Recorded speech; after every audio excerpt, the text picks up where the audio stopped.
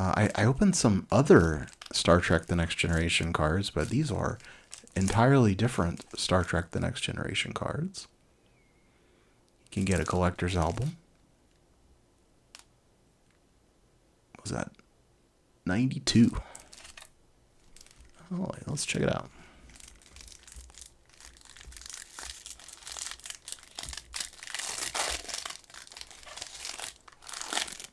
Nice hiss.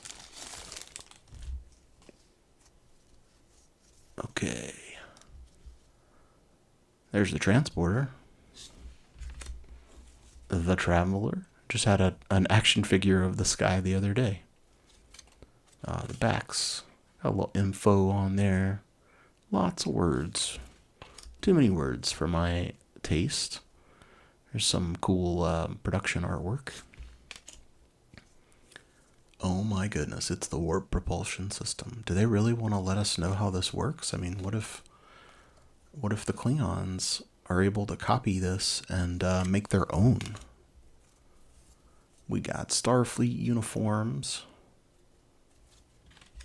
The warp engines. We had the... What was the other card that we had?